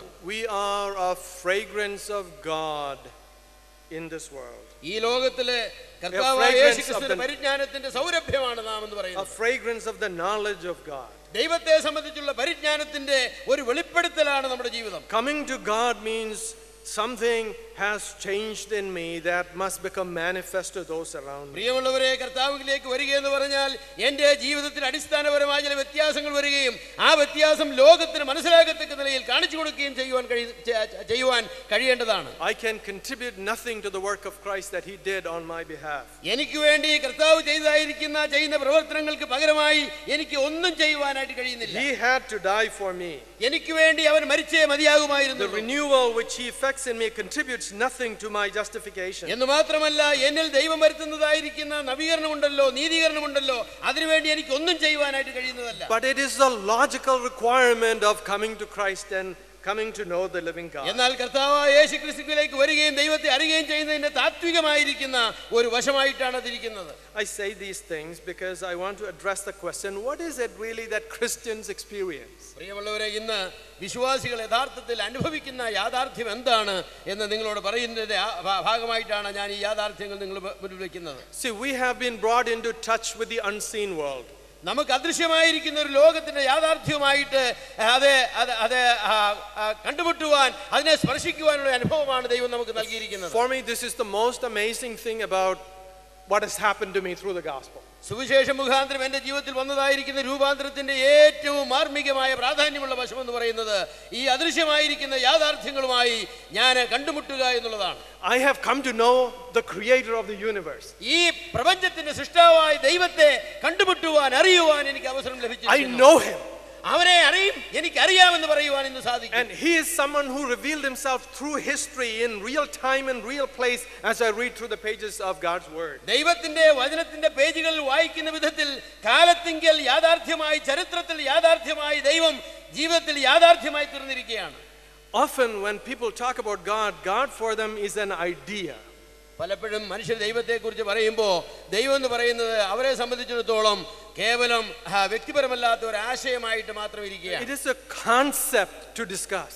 അവരെ സംബന്ധിച്ചിടത്തോളം ചർച്ച ചെയ്യുവാൻ കൊള്ളാവുന്ന ഒരു ആശയം മാത്രമായിട്ട് അതിരിക്കുന്നു. For them it is like we can have no certainty about anything about God. We can speculate, we can talk about it, we can think about what is a good idea to have about God. നിശ്ചയമില്ലാത്ത, തീർത്തു പറയുവാൻ കഴിയാത്ത, കേവലം ചർച്ച ചെയ്യുവാൻ മാത്രം കഴിയുന്നതായിരിക്കുന്ന ഏതോ ഒന്നായിട്ടാണ് ദൈവം എന്നത് അവർക്കിരിക്കുന്നത്. But the Bible comes to us, the work of God begins with us, telling us much more. God is not just an idea, he is a person. എന്നാൽ നമ്മൾ ബൈബിളിലേക്ക് വരുമ്പോൾ ദൈവം അങ്ങനെ ഒരു ആശയമല്ല, പിന്നെയോ നമുക്ക് അനുഭവിക്കുവാൻ അറിയുവാൻ കഴിയുന്ന ഒരു യഥാർത്ഥ വ്യക്തിയാണ് ദൈവം എന്ന് നമുക്ക് വചനത്തിൽ മനസ്സിലാക്കുവാനായിട്ട് കഴിയുന്നു. And he becomes real to us by he himself coming to us and making his dwelling in us. പ്രിയമുള്ളവരെ, ആ ദൈവം നമുക്ക് വ്യക്തിപരമായി യാഥാർത്ഥ്യമായിരിക്കത്തക്കവണ്ണം നമ്മുടെ ഹൃദയത്തിലേക്ക് വ്യക്തിപരമായി കടന്നു വന്ന് ജീവിക്കുന്ന ഒരുവനായിട്ട് അവൻ ചരിത്രത്തിൽ തീർന്നു. And he is in me, he is in my life. അവൻ എന്നിലുണ്ട്, എൻ്റെ ജീവിതത്തിൽ അവൻ ഇന്നുണ്ട്. This is amazing grace. എന്നെ സംബന്ധിച്ചിടത്തോളം ഇതാണ് അത്ഭുതകരമായിരിക്കുന്ന ദൈവത്തിന്റെ കൃപ എന്നുള്ളത്. A brother earlier this morning talked about the scope of the creation in space of galaxies and stars. രാവിലെ സമയം പ്രിയ സഹോദരന് സൃഷ്ടിയോടുള്ള ബന്ധത്തില് ഈ പ്രപഞ്ചത്തെക്കുറിച്ചും ഒക്കെ പറയുകയുണ്ടായി. We are nothing in this universe. പ്രിയമുള്ളവരെ, ഈ പ്രപഞ്ചത്തിൽ അത് വലിപ്പം കൊണ്ട് നോക്കിയാൽ നാം ആരുമല്ല, ഒന്നുമല്ല. This earth is nothing of nothing. It's a fraction so small that we can't describe it in the numbers that we normally deal with. എന്ന് മാത്രമല്ല, ഈ അണ്ഡകടാഹവുമായിട്ട് താരതമ്യം നോക്കുമ്പോൾ നാം വസിക്കുന്ന ഈ ഭൂമി ഉണ്ടല്ലോ, ഒന്നുമല്ല.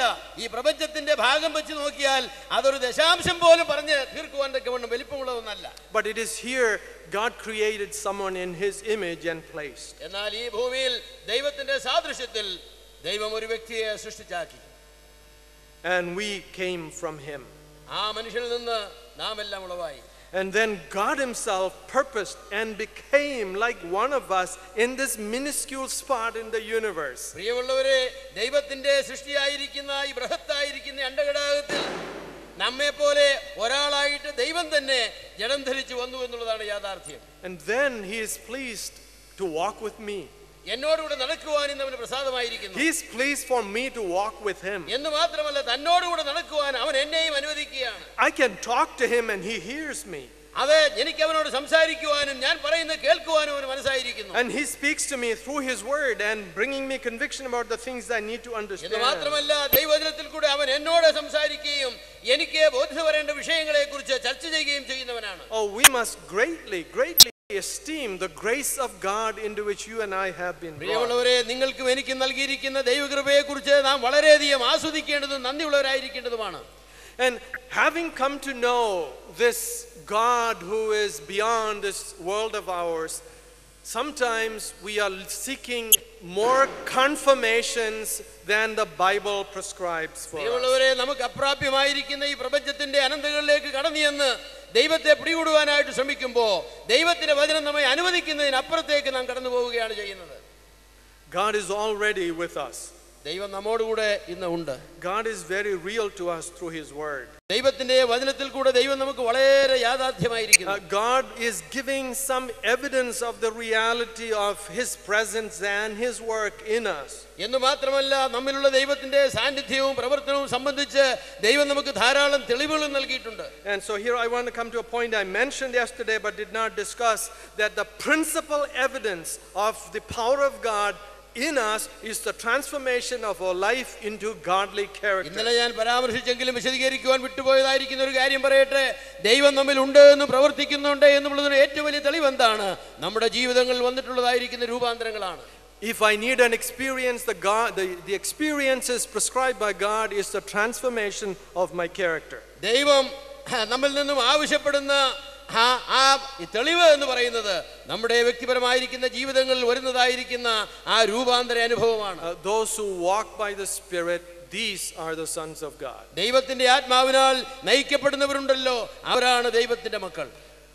Walk by the Spirit and you shall not fulfill the lusts of the ആത്മാവിനെ അനുസരിച്ച് നടക്കുക, നിങ്ങൾ ജഡത്തിന്റെ മോഹങ്ങൾ നിവർത്തിക്കുകയില്ല. One time I wondered about all the experiences that I could possibly have because of Christ. കർത്താവായ യേശു ക്രിസ്തു മുഖാന്തരം എനിക്ക് നേടുവാൻ കഴിയുന്നതായിരിക്കുന്ന അനുഭവങ്ങളെക്കുറിച്ച് ഞാൻ ഒരിക്കൽ ചിന്തിക്കുകയുണ്ടായി. Because I see some things in the Bible which I haven't experienced. കാരണം ബൈബിൾ വായിക്കുമ്പോൾ എനിക്ക് ഇതുവരെ അനുഭവമാക്കുവാൻ കഴിയാത്തതായിരിക്കുന്ന ചില അനുഭവങ്ങളെക്കുറിച്ച് അവിടെ പരാമർശങ്ങളുണ്ട്. It seemed interesting. അത് വളരെ വളരെ രസകരമായ കാര്യങ്ങളായിട്ടാണ് ഇരിക്കുന്നത്. It seemed interesting because these were extraordinary. These were beyond the norm of experience. അസാധാരണമായിരിക്കുന്ന കാര്യങ്ങൾ എന്നുള്ള നിലയിൽ അത് എനിക്ക് താല്പര്യം ജനിപ്പിക്കുന്ന ഒരു വിഷയമായിട്ടാണ് ഇരുന്നത്. So I studied the Bible about it. അതുകൊണ്ട് അതേക്കുറിച്ച് ഞാൻ ബൈബിളിലെ പഠനം നടത്തി. So I said, I began earlier, and this was many years ago. I said, Lord, your word says this. If this is something you want me to have, let me have it. എന്നിട്ട് ഞാൻ കർത്താവിനോട് പറഞ്ഞു, അനേക വർഷങ്ങൾക്ക് മുമ്പാണ് കർത്താവിനോട് പറഞ്ഞു, കർത്താവേ, ഈ കാര്യങ്ങളൊക്കെയാണ് എൻ്റെ ജീവിതത്തിൽ നീ ഉണ്ടാകണമെന്ന് ആഗ്രഹിക്കുന്നതെങ്കിൽ അത് നീ എനിക്ക് തരണം. So when I read more, the Bible, this is why the Bible is our principal document. It gave me better understanding about these. എന്നാൽ ബൈബിൾ കൂടുതൽ പഠിക്കുമ്പോൾ എനിക്ക് ഈ വിഷയത്തെക്കുറിച്ച് കൂടുതൽ വെളിച്ചമുണ്ടായി. കാരണം ദൈവത്തിന്റെ ആധികാരികമായിരിക്കുന്ന കാര്യങ്ങൾ പഠിപ്പിക്കാനുള്ള സ്രോതസ്സ് ഈ Bible മാത്രമാണല്ലോ. So the Bible told me that the gifts of God are sovereignly distributed by God's Spirit. ദൈവം എന്നോട് പറഞ്ഞ ഒരു കാര്യം, ദൈവത്തിന്റെ കൃപാവരങ്ങളെല്ലാം തന്റെ ഇഷ്ടപ്രകാരം നൽകുന്ന ഒന്നാണ്.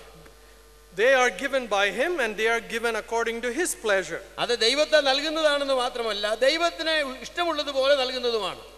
There's a lot more I learned about the gifts of the Spirit as I studied, especially ആത്മാവിന്റെ കൃപാവരങ്ങളെക്കുറിച്ച് കൂടുതൽ പഠിച്ചപ്പോൾ കൂടുതൽ കാര്യങ്ങൾ എനിക്ക് ബോധ്യമായി.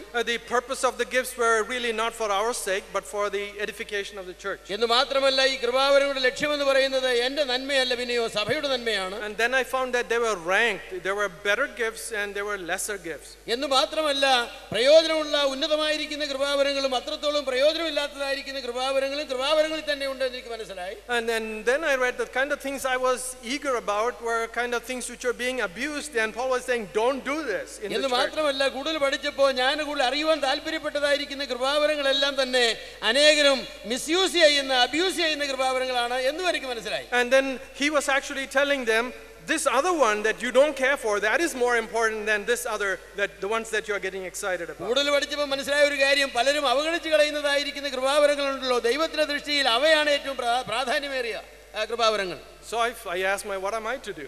അപ്പോൾ കർത്താവേ, ഇപ്പൊ ഞാൻ എന്താണ് ചെയ്യേണ്ടതെന്ന് ചോദിച്ചു. The Spirit of God sovereignly, according to His will, distributes what He wants.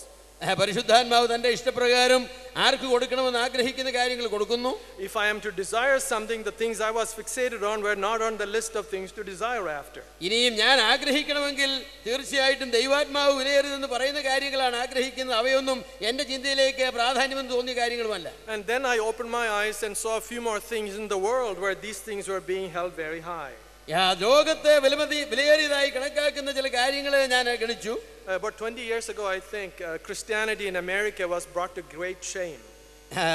ഏതാണ്ട് 10-20 വർഷങ്ങൾക്ക് മുമ്പ് അമേരിക്കയിലുള്ള ക്രിസ്തീയത എന്ന് പറയുന്നത് ലജ്ജാകരമായിരിക്കുന്ന ചില കാര്യങ്ങൾക്ക് മുൻപേ പോകുന്നതായിട്ട് കണ്ടു. These were prominent speakers on television. എന്ന് മാത്രമല്ല, ടെലിവിഷനിലും മറ്റും പ്രത്യക്ഷമാകുന്നതായിരിക്കുന്ന പേരെടുത്ത ചില പ്രസംഗികളെ സംബന്ധിച്ച് ഉള്ള കാര്യങ്ങളാണ് അവ. These were people who had these extraordinary things by their claim. ഈ ആളുകളൊക്കെയും ഈ അമാനുഷികമെന്ന് അവർ ഗണിച്ചതായിരിക്കുന്ന കൃപാവരങ്ങളെ സ്വന്തമായി ആക്കിയെന്ന് അവകാശപ്പെടുന്ന ആളുകളാണ്. But it had not made them more spiritual. എന്നാൽ അവരെ ആരും ഈ അനുഭവങ്ങൾ ആത്മീയരാക്കിയില്ല എന്ന് കണ്ടെത്തുവാനായിട്ട് കഴിയും. In fact, they were discovered as being extremely morally corrupt. എന്ന് മാത്രമല്ല, ധാർമ്മികമായി വളരെയും അധപ്പതിച്ച ആളുകളാണ് ഈ അനുഭവങ്ങൾക്ക് അവകാശികൾ എന്നിവരെ കണ്ടെത്തുവാനായിട്ട് കഴിയും. And that brought dishonor to the name of Christ, not only on them but all of us who had nothing to do with such profession. കർത്താവായ യേശുക്രിസ്തുവിനെ അപമാനം വരുത്തുന്ന കാര്യങ്ങൾ ക്രൈസ്തവ ലോകത്തിന് മുഴുവൻ അപമാനം വരുത്തുന്ന കാര്യങ്ങളായിട്ട് അവ തീർന്നു. So I had the teaching of Scripture.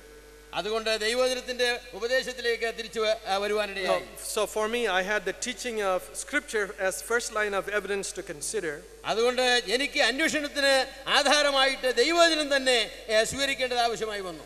And secondly, I had the evidence from the practical life of those who claim something special about their experiences. അതെ എന്ന് മാത്രമല്ല പ്രത്യേകമായ അനുഭവങ്ങൾ ഉണ്ട് എന്ന് പറയുന്നവരായിരിക്കുന്ന ആളുകളുടെ ജീവിതത്തെ നോക്കിയപ്പോൾ എനിക്ക് ചില സത്യങ്ങളെ യാഥാർത്ഥ്യങ്ങളെ കണ്ടെത്തുവാനായിട്ട് കഴിഞ്ഞു. And then thirdly, when I looked at the emphasis of Scripture about what must happen in us, എന്ന് മാത്രമല്ല ദൈവത്തിന്റെ വചനം പഠിച്ചപ്പോൾ ദൈവാത്മാവ് നമ്മുടെ ഹൃദയങ്ങളിൽ ജീവിതങ്ങളിൽ വരുത്തേണ്ട വ്യത്യാസങ്ങൾ എന്തൊക്കെയാണ് എന്ന് എടുത്തു പറയുന്നതായിരിക്കുന്ന വിഷയങ്ങളെ സംബന്ധിച്ച് it had nothing to do with ecstatic experiences. അവർ അവകാശപ്പെടുന്നതായിരിക്കുന്ന വിധത്തിലുള്ള കാര്യങ്ങളുമായി അവർക്ക് യാതൊരു ബന്ധവുമില്ല എന്ന് എനിക്ക് കണ്ടെത്തുവാനായിട്ട് കഴിഞ്ഞു. There are some things which are required of us. നമ്മിൽ നിന്നും ദൈവാത്മാവ് ആവശ്യപ്പെടുന്ന നമുക്ക് ഉണ്ടായിരിക്കണമെന്ന് പറയുന്ന കാര്യങ്ങളുണ്ട്. These are the fruit of the Spirit. അത് ആത്മാവിന്റെ ഫലം സംബന്ധിച്ച കാര്യങ്ങളാണ്. It is love. അത് സ്നേഹം, is joy, സന്തോഷം, it is peace, സമാധാനം, it is long suffering, ദീർഘക്ഷമ, gentleness, ദയ, goodness, നന്മ, faith, വിശ്വാസം, patience, ക്ഷമ, temperance. അതുപോലെ നമ്മുടെ നിയന്ത്രണം, സ്വയനിയന്ത്രണം, ആത്മനിയന്ത്രണം. I didn't find other ecstatic extraordinary experiences part of the required list of things that the Spirit of God is bringing about in a believer. എന്നാ ബോധമില്ലാതെ ബബ്ബ പറയുന്നതായിരിക്കുന്ന അനുഭവങ്ങളൊന്നും ആ കൂട്ടത്തിലുള്ളതായിട്ട് ഞാൻ കണ്ടതുമില്ല. Often our mistake is that we are not pursuing after the things that God has set forth for us to pursue after. പ്രിയമുള്ളവരെ, നമ്മുടെ വലിയൊരു പരാജയം എന്താണെന്ന് അറിയാമോ? ദൈവം നമ്മോട് അന്വേഷിക്കണമെന്ന് പറഞ്ഞ കാര്യങ്ങൾ അന്വേഷിക്കാതെ മറ്റു കാര്യങ്ങൾക്ക് പിൻപേ നാം പോവുകയാണ്. I teach a class having to do with spiritual self-examination. ആത്മീയമായിരിക്കുന്ന ഒരു സ്വയപരിശോധനയെ സംബന്ധിച്ച് ഞാനൊരു ക്ലാസ് പഠിപ്പിക്കുന്നുണ്ട്. As a preliminary thing, I made a list of the fruit of the Spirit. അതിന്റെ പ്രാഥമികമായിരിക്കുന്ന പഠന വിഷയമായിട്ട് പരിശുദ്ധാത്മാവിന്റെ ഫലം എന്ന് പറയുന്ന വിഷയങ്ങളെക്കുറിച്ച് ഞാൻ ഒരു ലിസ്റ്റ് ഉണ്ടാക്കി. So we could think about love. അതുകൊണ്ട് സ്നേഹത്തെക്കുറിച്ച് നമുക്ക് ചിന്തിക്കാം. What are the evidences of love? സ്നേഹത്തിന്റെ തെളിവുകൾ എന്തൊക്കെയാണ്? If you are loving, or if you expected someone else to be loving, what sort of things would they do? നിങ്ങൾ സ്നേഹമുള്ള ഒരാളാണ്, അല്ലെങ്കിൽ വേറെ ഒരാൾ നിങ്ങളെ സ്നേഹിക്കുന്നു എന്ന് പറഞ്ഞാൽ നിങ്ങൾ എന്താണ് തെളിവായി പ്രതീക്ഷിക്കുന്നത്? What is the evidence of love toward God? ദൈവത്തോടുള്ള സ്നേഹത്തിന് തെളിവായിട്ട് എന്താണ് നാം അന്വേഷിക്കുന്നത്? What is the evidence of love toward fellow believers? സഹവിശ്വാസികളെ സ്നേഹിക്കുന്നു എന്ന് പറഞ്ഞാൽ നാം എന്താണ് അവിടെ തെളിവായിട്ട് അന്വേഷിക്കുന്നത്? What is the evidence of love to the world? ലോകത്തെ നാം സ്നേഹിക്കുന്നു അല്ലെങ്കിൽ ലോകത്തിലെ മനുഷ്യരെ സ്നേഹിക്കുന്നു എന്ന് പറഞ്ഞാൽ എന്താണ് തെളിവായി നാം അന്വേഷിക്കുന്നത്? So for self-examination, you can rank it 1 to 10. How well am I doing? 1 മുതൽ 10 വരെയുള്ള ഒരു ലിസ്റ്റ് ഉണ്ടാക്കി അതിന്റെ തെളിവുകൾ ഞാൻ ഇങ്ങനെ ടിക്ക് ഔട്ട് ചെയ്താൽ ഞാൻ എത്രയധികം സ്നേഹമുള്ള ഒരാളായിട്ട് വെളിപ്പെടും. You can go through the list then for each of the fruit of the Spirit. അങ്ങനെ പരിശുദ്ധാത്മാവിന്റെ ഫലം ആയി പറഞ്ഞിരിക്കുന്ന ഓരോ ഇനം സംബന്ധിച്ചും ഇങ്ങനെ ഒരു ലിസ്റ്റ് ഉണ്ടാക്കി പ്രതികരണം ഉണ്ടാക്കി നമുക്ക് നമ്മുടെ ജീവിതത്തെ ചെക്ക് ചെയ്യുവാനായിട്ട് കഴിയുന്നതാണ്. I was watching your faces occasionally as I was outside. വെളിയിൽ ആയിരുന്നപ്പോൾ സഹോദരൻ നിങ്ങളുടെ മുഖങ്ങളെ പ്രത്യേകം ശ്രദ്ധിക്കുവാനിടയായി. I was looking for few more smiles than I saw. ഞാൻ കണ്ടതിനേക്കാൾ കൂടുതൽ പുഞ്ചിരിയുള്ള മുഖങ്ങള്, സന്തോഷമുള്ള മുഖങ്ങളാണ് ഞാൻ അന്വേഷിച്ചത്, എന്നാൽ കണ്ടെത്തിയില്ല. When Brother Abraham actually performed my wedding, ഞാനാണ് സഹോദരന് വിവാഹം നടത്തി കൊടുത്തത്. One of the pieces of advice he gave me was to smile more. അന്ന് ഞാൻ കൊടുത്തതായിരിക്കുന്ന ഉപദേശങ്ങളിൽ ഒന്ന് പുഞ്ചിരിക്കണമെന്നാണ്. Usually the advice you get at weddings you don't remember, but this one I still remember. സാധാരണഗതിയിൽ വിവാഹം കഴിക്കുന്ന സമയത്ത് അതൊന്നും ചിന്തിക്കാനുള്ള സമയമല്ലല്ലോ. ഉപദേശിമാർ പറയുന്നൊന്നും ശ്രദ്ധിക്കാറില്ല. എന്നാൽ ഞാൻ ഈ പറഞ്ഞ ഒരു കാര്യം ശ്രദ്ധിച്ചു എന്നാണ് അതെനിക്ക് സന്തോഷം. I have tried to be a more joyful person in my demeanor, in my appearance. അതുകൊണ്ട് തന്റെ വ്യക്തി പ്രകടനങ്ങളിൽ സന്തോഷം കൂടുതൽ പ്രകടമാക്കുന്ന ഒരു വ്യക്തിയായിരിക്കുവാനായിട്ട് സഹോദരനെ ശ്രമിക്കുന്നുണ്ട്. But I do truly experience the joy of God in my heart. എന്നാൽ ദൈവത്തിന്റെ അനുഭവം, ദൈവത്തിന്റെ യാഥാർത്ഥ്യം, സന്തോഷം തന്റെ ജീവിതത്തിൽ അനുഭവിക്കുന്ന ഒരാളാണ്. God has given me grace to experience still peace and rest and joy in God despite everything else that is happening and the uncertainties around me. പ്രിയമുള്ളവരെ, ജീവിതത്തിന്റെ അനേക പ്രശ്നങ്ങൾക്ക് മധ്യത്തിൽ ദൈവത്തിന്റെ സമാധാനവും സന്തോഷവും അനുഭവിക്കുവാൻ ദൈവം തന്നെ അനുവദിക്കുന്നുണ്ട്. The reason is because I have full confidence in the love of God toward me. അങ്ങനെ സാധിക്കുന്നതിന്റെ രഹസ്യം എന്താണെന്ന് ചോദിച്ചാൽ ദൈവം എന്നെ സ്നേഹിക്കുന്നു എന്ന കാര്യത്തിൽ എനിക്ക് യാതൊരു സംശയവുമില്ല. Often when we say we believe God, പലപ്പോഴും നാം ഇങ്ങനെ പറയാറുണ്ട്, നാം ദൈവത്തിൽ വിശ്വസിക്കുന്നു. we believe that God is all powerful. ദൈവം സർവശക്തനാണ് എന്ന് ഞാൻ സമ്മതിക്കുന്നു. But we do not always believe that God is all loving. എന്നാൽ ദൈവം എപ്പോഴും എല്ലാ സാഹചര്യത്തിലും സ്നേഹിക്കുന്നവനാണ് എന്ന് നാം ബോധപൂർവ്വം അംഗീകരിക്കുന്നവരല്ല. Sometimes when difficulties come our way, we question the love of God. We do not question the power of God, we question the love of God. നമ്മുടെ ജീവിതത്തിൽ നാം പ്രതീക്ഷിക്കാത്ത കഷ്ടതകളും പ്രയാസങ്ങളും വരുമ്പോൾ ദൈവത്തിന്റെ ശക്തിയൊന്നും നാം ചോദ്യം ചെയ്യാറില്ല. എന്നാൽ അങ്ങനെയുള്ള നിമിഷങ്ങളിൽ വാസ്തവത്തിൽ ദൈവം നമ്മെ സ്നേഹിക്കുന്നുവോ എന്ന കാര്യത്തെക്കുറിച്ച് നാം ചോദ്യം ചെയ്യാറുണ്ട്. Paul and the Spirit of God has an answer for us on that question. ആ ചോദ്യത്തിന് പൗലോസ് ദൈവാത്മാവിനെ കുറിച്ച് പറയുമ്പോൾ ഉത്തരം നൽകുന്നുണ്ട്. It says that if God delivered up his son for us, how will he not with him also freely give us all things? പ്രിയമുള്ളവരെ, ദൈവം തന്റെ പുത്രനെ ഇതിലെ തരുവാൻ മനസ്സായെങ്കിൽ ആ ദാനത്തോടുകൂടെ സകലവും നമുക്ക് നൽകാതെ ഇരിക്കുമോ? We read yesterday in Romans 8 and verse 28.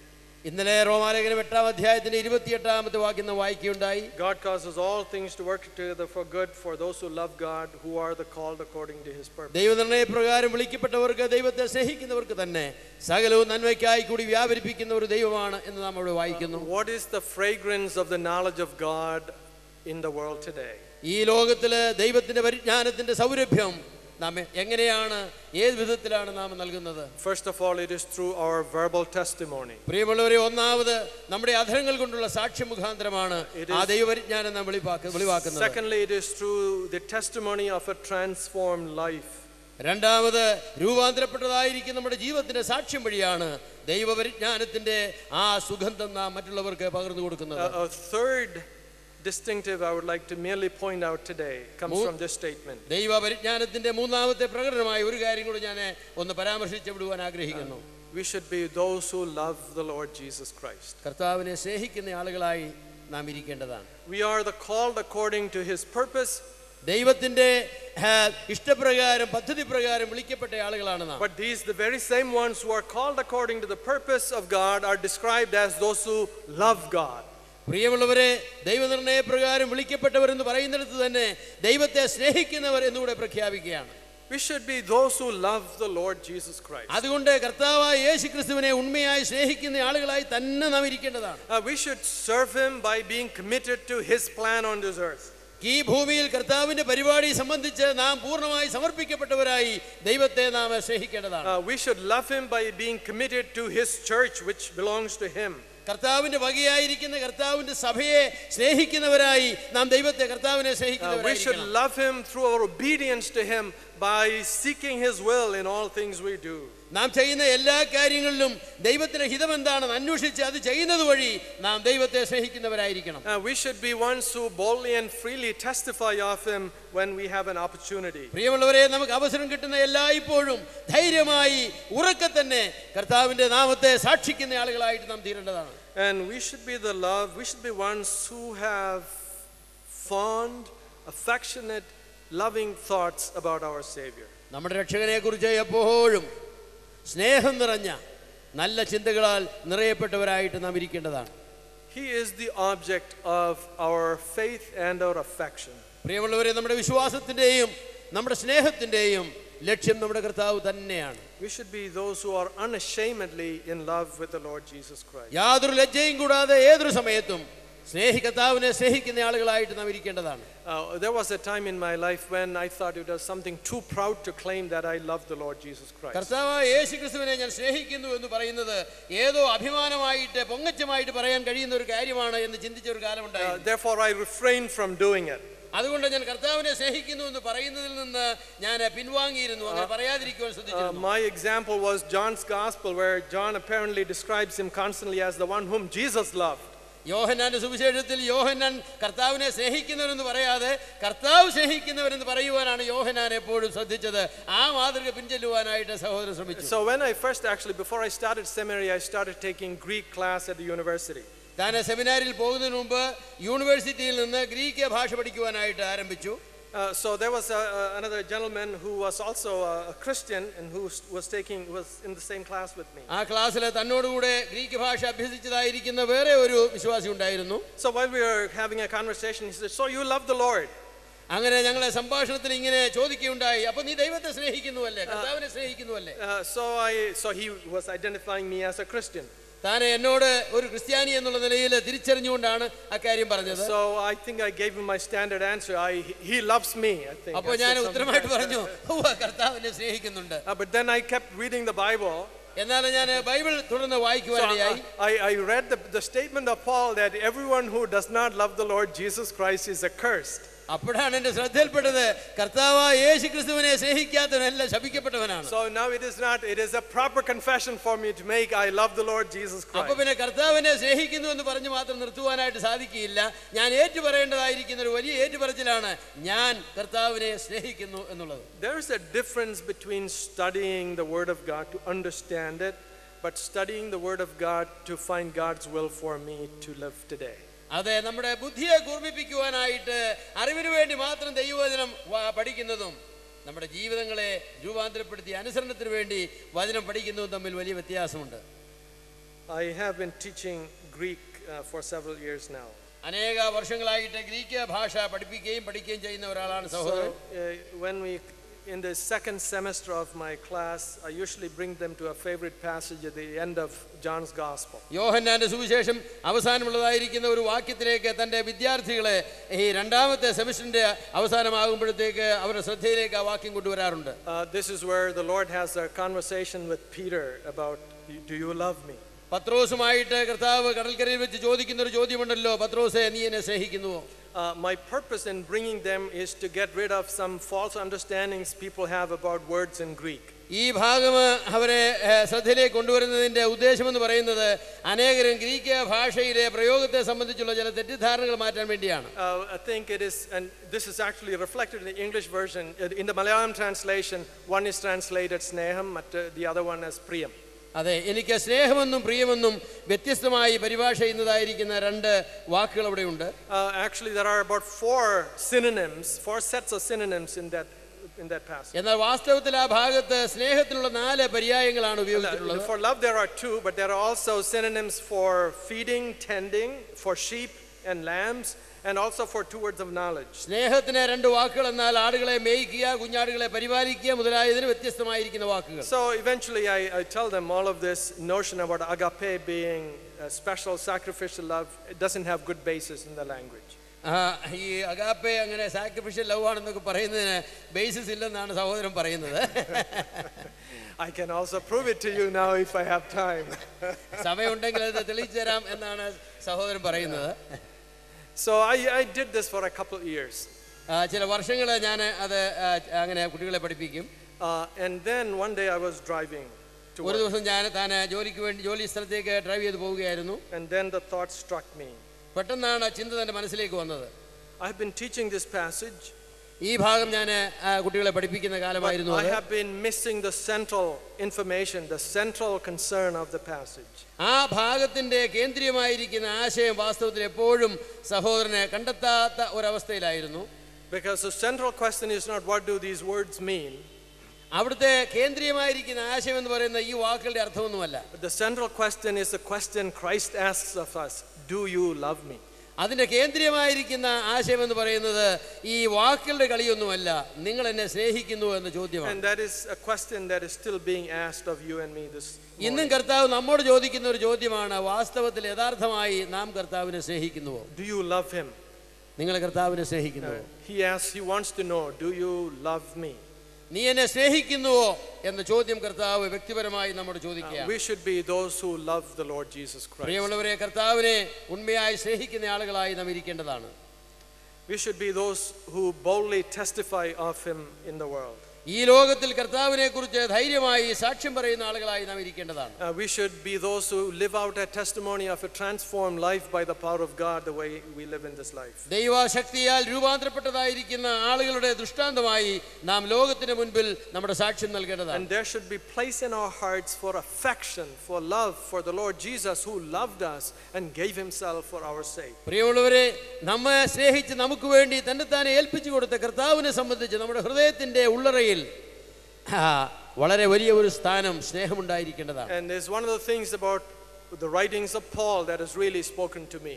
പൗലോസിന്റെ എഴുത്തുകൾ സഹോദരനോട് സംസാരിച്ചത് ഇത്തരണത്തിൽ പ്രത്യേകം ഓർക്കുകയാണ്. It is that Paul doesn't say that Christ loved us only. He says Christ who loved me and gave himself for me. എന്നെ സ്നേഹിച്ച് എനിക്ക് വേണ്ടി ഏൽപ്പിച്ചു കൊടുത്തു എന്നാണ് പൗലോസ് പലപ്പോഴും പറയുന്നത്. നമ്മെ സ്നേഹിച്ചു എന്നുള്ളതിനേക്കാൾ It is important for us to personalize the love of Christ. ക്രിസ്തുവിന്റെ സ്നേഹം വ്യക്തിപരമായി അനുഭവിക്കുക എന്നുള്ളത് വളരെ പ്രാധാന്യമേറിയ ഒരു കാര്യമാണ്.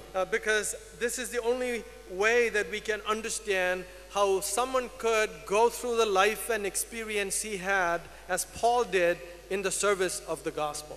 പൗലോസ് കർത്താവിന്റെ സുവിശേഷത്തിനു വേണ്ടി തന്നെ ലഭ്യമാക്കിക്കൊണ്ട് ചെയ്ത സേവനം പോലെ നമുക്കും കർത്താവിന് വേണ്ടി അധ്വാനിക്കണമെങ്കിൽ ഈ കർത്താവിന്റെ സ്നേഹം നാം അതേ അഭേദ്യമായിട്ട് രുചിച്ചറിയുന്ന അനുഭവിക്കുന്ന ആളുകളായിരിക്കേണ്ടതാണ്. Many people today have a false understanding of what it means to come to faith in God. പ്രിയമുള്ളവരെ, ദൈവത്തിൽ വിശ്വസിക്കുക, വ്യക്തിപരമായി വിശ്വസിക്കുക എന്ന് പറഞ്ഞാൽ എന്താണ് എന്നതിനെ കുറിച്ച് തെറ്റായ അഭിപ്രായങ്ങളുള്ള ആളുകളുണ്ട്. They misinterpret what is supposed to follow faith in the living God. ജീവനുള്ള ദൈവത്തെ വിശ്വസിക്കുന്നത് വഴി നാം ചെയ്യേണ്ടതായിരിക്കുന്ന കാര്യങ്ങളെ കുറിച്ചൊക്കെ തെറ്റായിരിക്കുന്ന ധാരണയാണ് അവർക്കുള്ളത്. When I look at the life of Paul, I find that God did actually a very, very special thing for him. Christ appeared to him on the road to Damascus. പൗലോസിനെ ദൈവം സ്നേഹിച്ചപ്പോൾ വാസ്തവത്തിൽ കർത്താവ് ചെയ്തതെന്താണ്? ദമാസ്കോസിന്റെ പടിവാതിൽ വെച്ച് കർത്താവിന് പ്രത്യക്ഷമായി. Then you would think that he would treat him as special and make things nice and comfortable for him for the rest of his life. തന്റെ ശേഷിച്ച ജീവിതത്തിന് കാര്യങ്ങളൊക്കെ വളരെ എളുപ്പമായി തീരത്തക്കവണ്ണം, സുഖകരമായി തീരത്തക്കവണ്ണം കർത്താവ് പൗലോസിന് വേണ്ടി പ്രത്യേകം കാര്യങ്ങൾ ക്രമീകരിച്ചു എന്ന് ചിന്തിക്കുവാൻ നമുക്ക് സാധ്യതയുണ്ട്. പക്ഷേ അതല്ല യാഥാർത്ഥ്യം. He gave him a commission that he is going to make him a light to the nations. എന്നാൽ പറഞ്ഞതെന്താണ്? നീ സകല ജാതികൾക്ക് മുൻപിൽ എന്റെ ഒരു സാക്ഷ്യമാകും എന്ന ഒരു നിയമനമാണ് പൗലോസിന് നൽകിയത്. You would think that he would make his journeys and the travel and the ministry all easy because he gave him this commission. പ്രിയമുള്ളവരെ, ഈ വലിയ നിയോഗം പൗലോസിന് കൊടുത്തതുകൊണ്ട് ശേഷിച്ച കാലത്തുള്ള പൗലോസിന്റെ യാത്രകളും സുവിശേഷ പ്രവർത്തനങ്ങളും വളരെ അനായാസമായി തീരത്തക്കവണ്ണം കാര്യങ്ങൾ സൗകര്യമാക്കി കൊടുക്കുമെന്നാണ് നാം ചിന്തിക്കുന്നത്. പക്ഷേ അങ്ങനെയല്ല കർത്താവ് ചെയ്തത്. That is not what we read in Paul's own testimony in 2 Corinthians. 2 കൊരിന്ത്യരിലെ പൗലോസിന്റെ സാക്ഷ്യം വായിക്കുമ്പോൾ കർത്താവ് ഒന്നും തനിക്ക് എളുപ്പമോ തനിക്ക് പ്രയാസമില്ലാത്തതോ ആയി തീർന്നില്ല എന്ന സാക്ഷ്യമാണ് നൽകുന്നത്. It was actually being in danger. പ്രിയമുള്ളവരെ, അപകടങ്ങളിൽ പെടുന്നതായിരിക്കുന്ന അനുഭവങ്ങളാണ് അവിടെ പങ്കുവയ്ക്കുന്നത്. Being in shipwreck. എന്ന് മാത്രമല്ല കപ്പൽ ഛേദങ്ങളിൽ അകപ്പെട്ട അനുഭവങ്ങൾ. Being hungry. എന്ന് മാത്രമല്ല വിശന്നും ദാഹിച്ചുമിരിക്കുന്ന അനുഭവങ്ങൾ. Being pelted with stones and being left for dead. കല്ലെറിയപ്പെട്ട് മരിച്ചവനെ പോലെ ഉപേക്ഷിക്കപ്പെട്ടതായിരിക്കുന്ന അനുഭവങ്ങൾ. Being beaten with a whip on his back. എന്ന് മാത്രമല്ല ചാട്ടവാറുകൊണ്ട് അനേക അടികൾ തന്റെ പുറത്തു കൊള്ളുന്നവനായി. Being thrown in prison. എന്ന് മാത്രമല്ല ജയിലുകളിലെ കാരാഗ്രഹങ്ങൾ അടയ്ക്കപ്പെട്ട അനുഭവങ്ങൾ. Christ actually appeared to him to convert him. പൗലോസിനെ അല്ലെങ്കിൽ ആ ശൗലിനെ പരിവർത്തനം ചെയ്യുവാനായിട്ട് കർത്താവ് വ്യക്തിപരമായി തനിക്ക് മുൻപിൽ പ്രത്യക്ഷമായതാണ്. And yet, in carrying out the work of the gospel, he purposed for him to go through all these experiences in his service to Christ. എന്നിട്ടും കർത്താവിന്റെ സുവിശേഷത്തിന് വേണ്ടി ആ മനുഷ്യനെ അയക്കുമ്പോൾ ഈ വിധത്തിലുള്ള വളരെ കാഠിന്യമായ അനുഭവങ്ങൾ കൂടെ കടന്നു പോകുവാൻ ആ കർത്താവ് പൗലോസിനെ അനുവദിക്കുകയാണ് ചെയ്തത്. This is why in Romans 8 Paul says like this. അതുകൊണ്ടാണ് റോമാലേഖനം 8-ാം അധ്യായത്തിൽ പൗലോസ് ഇപ്രകാരം പറയുന്നത്. Who will separate us from the love of Christ? ദൈവസ്നേഹത്തിൽ നിന്നും ക്രിസ്തുവിലുള്ള ദൈവസ്നേഹത്തിൽ നിന്നും നമ്മെ ആർക്ക് വേർപിരിക്കുവാൻ കഴിയും? Will tribulation? കഷ്ടത്തിനോ? Tribulation is something that is part of the experience of God's children. ദൈവമക്കളുടെ അനുഭവങ്ങളിൽ ഒന്നാണ് ജീവിതത്തിലുള്ളതായിരിക്കുന്ന ഉപദ്രവങ്ങൾ എന്ന് പറയുന്നത്. He says, or distress, അല്ലെങ്കിൽ ജീവിതത്തിന്റെ പ്രയാസങ്ങൾക്ക്, or persecution. ജീവിതത്തിന്റെ ഉപദ്രവങ്ങൾക്ക്. These are all part of the experiences of the children of God. എല്ലാ ദൈവമക്കളുടെയും ജീവിതത്തിന്റെ അനുഭവങ്ങളായി ദൈവം പറഞ്ഞിട്ടുള്ള കാര്യങ്ങളാണ് ഇവയൊക്കെ. What about famine? What about nakedness? What about peril? What about the sword? അതുപോലെ പൈതാഹമോ നഗ്നതയോ വാളോ ഈ അനുഭവങ്ങളെ കുറിച്ച് എന്ത് പറയുവാനായിട്ട് കഴിയും? I do not measure the love of God toward me on the basis of the difficulties I go through today. പ്രിയമുള്ളവരെ, എൻ്റെ ജീവിതത്തിൽ വന്നുചേരുന്നതായിരിക്കുന്ന കാഠിന്യങ്ങളുടെ അടിസ്ഥാനത്തിലല്ല ദൈവത്തിന്റെ സ്നേഹത്തെ ഞാൻ അളക്കുന്നത്. I measure the love of God toward me on the basis of the fact that God did not spare his own son but delivered him up for me on the cross. ദൈവത്തിന് എന്നോടുള്ളതായിരിക്കുന്ന സ്നേഹത്തെ ഞാൻ മനസ്സിലാക്കുന്നതും അളക്കുന്നതും ദൈവം തന്റെ പുത്രനെ പരിഗണിക്കാതെ എനിക്ക് വേണ്ടി ക്രൂശിൽ ഏൽപ്പിച്ചു തന്നു എന്നുള്ളതിന്റെ അടിസ്ഥാനത്തിലാണ്. That love was personal. ആ സ്നേഹം വ്യക്തിപരമായിരിക്കുന്ന സ്നേഹമാണ്. That love was real. ആ സ്നേഹം യാഥാർത്ഥ്യമുള്ള സ്നേഹമാണ്. God doesn't need to prove anything more to you. അതിനേക്കാൾ അപ്പുറത്ത് കർത്താവിന് ഒന്നും തെളിയിച്ചു തരേണ്ടത് ആവശ്യമില്ല. There is nothing at all that God needs to prove to you that he loves you. ദൈവം നിങ്ങളെ സ്നേഹിക്കുന്നു എന്ന വിഷയത്തിൽ വേറെ ഒരു വിധത്തിലും ദൈവത്തിന്റെ സ്നേഹം തെളിയിച്ചു തരുവാൻ ദൈവം കടപ്പെട്ടവനല്ല. What you and I need to is embrace heartily the truth that God loves me. പ്രിയമുള്ളവരെ, ദൈവം നമ്മെ സ്നേഹിക്കുന്നു എന്ന യാഥാർത്ഥ്യത്തെ വാസ്തവത്തിൽ ആലിംഗനം ചെയ്യുവാൻ കടപ്പെട്ടവരാണ് നാം. In Romans 8:36, Paul quotes a verse from Psalm 44. 44-ാം സങ്കീർത്തനത്തിൽ നിന്നും 36-ാമത്തെ വാക്യത്തിലെ പൗലോസ് ഒരു വാക്യം ഉദ്ധരിക്കുന്നുണ്ട്. നിന്റെ നിമിത്തം ഞങ്ങളെ ഇടവിടാതെ കൊല്ലുന്നു, അറുപ്പാനുള്ള ആടുകളെ പോലെ ഞങ്ങളെ എണ്ണുന്നു. This is the prayer of a righteous man. ഒരു നീതിമാനായ മനുഷ്യന്റെ പ്രാർത്ഥനയാണത്. He says, Lord, I trust in you. അവൻ പറയുന്നത്, കർത്താവേ, ഞാൻ നിന്നിൽ ആശ്രയിക്കുന്നു. I believe in your works of old. നിന്റെ എല്ലാവിധമായിരിക്കുന്ന വാക്കുകളിലും ഞാൻ ആശ്രയിക്കുന്നു. You are my hope.